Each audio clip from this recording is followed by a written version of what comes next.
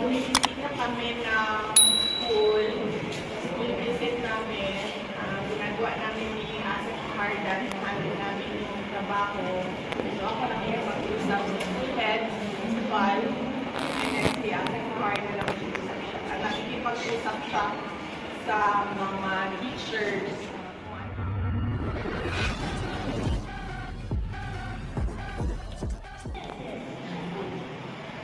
We need laptops. Okay. It was said during our Nakatan Summit that yes, we will be receiving 6 laptops, and then we are 8 teachers.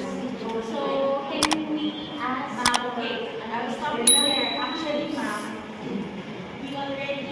we should have brought with us laptops. Whenever we visit, we bring laptops. 1:1 for teachers. It's not because of the Matatat, but these are the laptops na last administration pa, hindi nila binigay. We don't know why. So what we did, ma'am,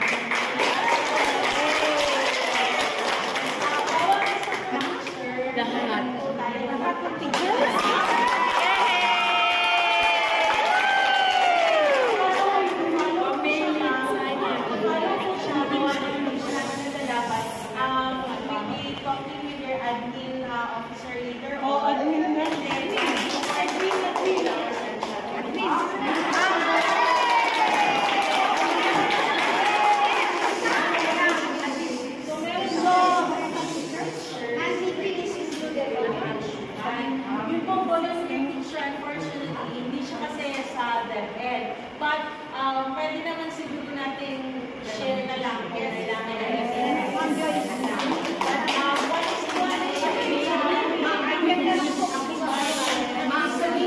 AMR siya sa inyo, kayo po yung nakatag kung sino yung mag-aalala doon sa nakapagpapagyan.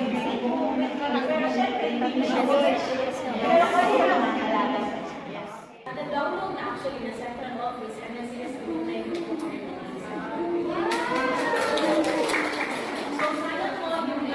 pero wala pa naman issue na laptop dito ever. Okay, so yun po, 1:1 po yung laptop.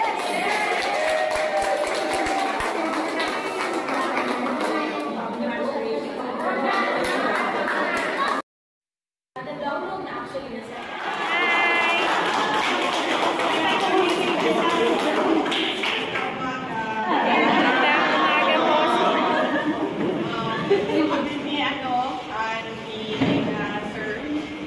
Pag bumisisita kami ng school visit namin, ginagawa namin yung asset cardan, handle namin yung trabaho.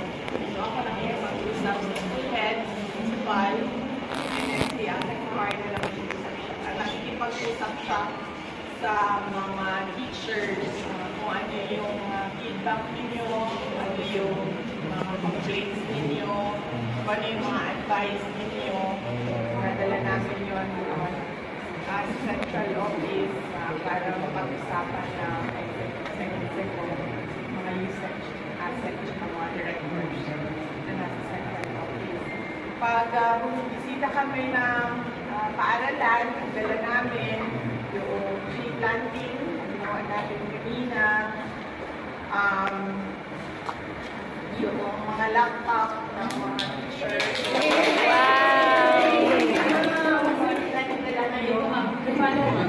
Pinagpinala ngayon kasi yung session na pumunta sa Isabela today, nangyari lang siya nung gabi ng other day.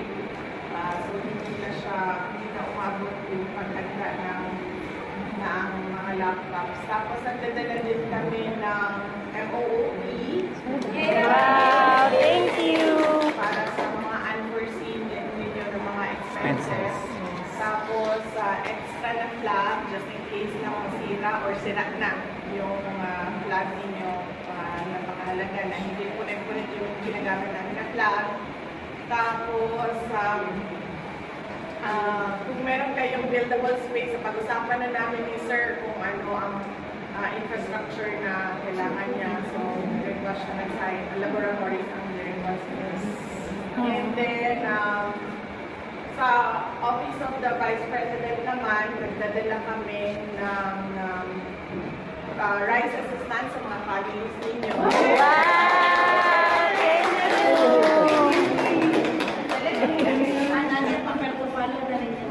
Follow na rin sa kanila kasi yun sa Office of the Vice President. So may one sack per family.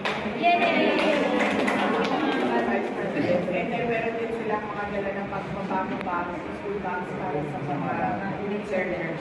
Sa mga kung meron kayong tanong para sa akin, ano ako pala?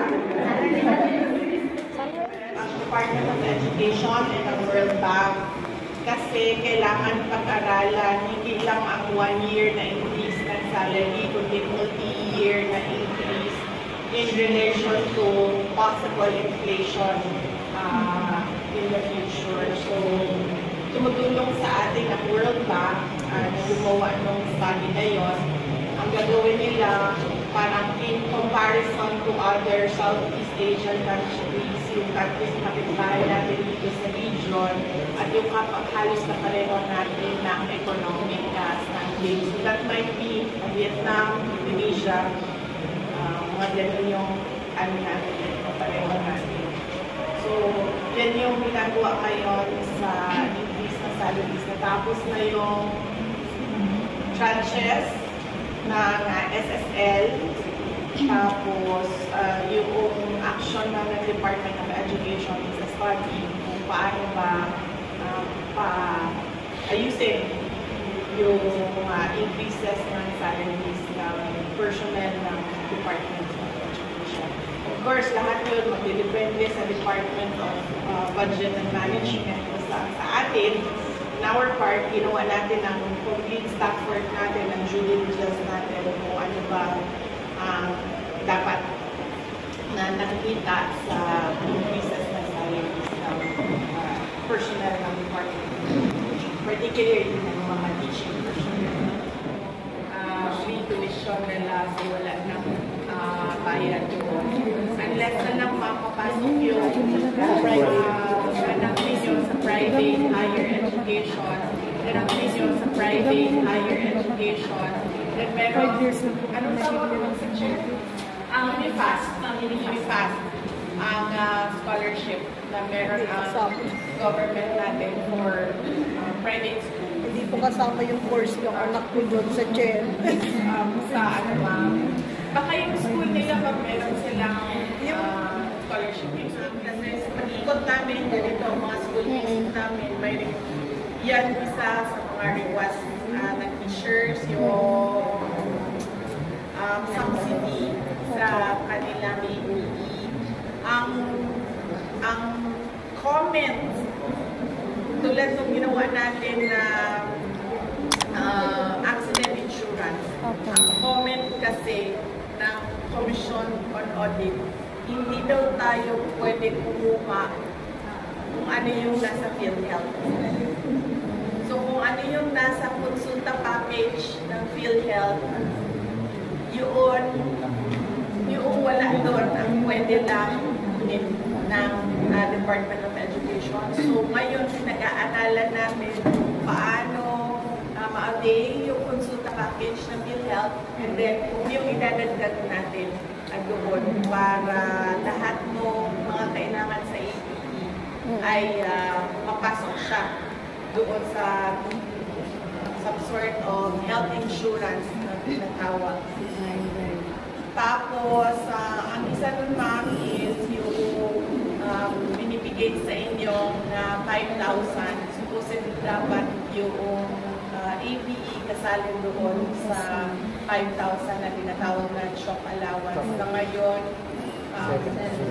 pinupush ng natin sa Congress na maging 7,000. Tapos after ilang taon, maging 10,000. Wow, thank you so much.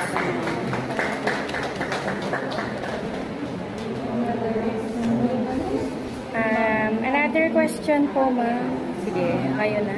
Ma'am, regarding po doon sa IRR, ma'am, for teachers po. Career probation. Yung Yes. career probation. Product, Yes. career probation. Konti na lang ang mga IRR na legal strand natin, I think 16 na lang ng mga IRRs, ng mga national laws ang backlog nila. And meron silang commitment na tatapusin this year yung mga backlog ng IRRs na lahat ng batas, ma'am, hindi lang yung sa career profession para ma-implement na yung mga batas na related sa basic education. So, yan yung commitment ng legal strand natin, ma'am, sa central office. Tapusin nila lahat. Thank you so much. Dapat supusin din. Talaga siya, ma'am. Dapat supusin din. 2022 ang PBB. Dapat 2022 yan. Yes po.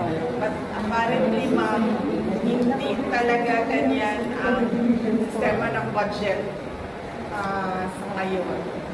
Pero on our part, lahat ng hinihingi sa atin, sinasabi ko din talaga sa central office, ibigay niyo on time para mabigay ka agad ang PBB. Unfortunately, itong PBB is beyond our control kasi meron tayong partner na iba pang department sa PBB. Pero kung sa atin lang yan lahat, ma'am, tulad ng mga uniform, mga sweldo, nagagawa natin ng paraan kasi tayo lang ang nagdedesisyon diretso. Ma'am, Sabi ko na yan sa kanila, sabi ko, alis na kami kung hindi ninyo ayusin yan. Sabi naman nila, sir, may commitment talaga sila na ayusin. And then may commitment din sila sa digitalization para real-time yung nakikita na accounts ng teacher. Unfortunately, sinasabi nila na dapat ayusin din yung sistema sa DepEd din na sistema kasi iba-iba tayo per office, per region. So, nagawa nila ng paraan. And hopefully, meron tayong makita in a year or two na improvement sa GSIS. So, meron silang commitment, sir, na magbukas ng express lane sa mga offices nila sa region. Hindi ko lang alam kung lahat, kasi nakita ko siya sa ibang regions. Hindi ko lang alam dito sa inyo kung merong express lane na meron for teachers. Meron na express lane for Saka may makikita na rin po yung mga payments po, mga taas. Pero yung majority would like to separate. sir, ano siya?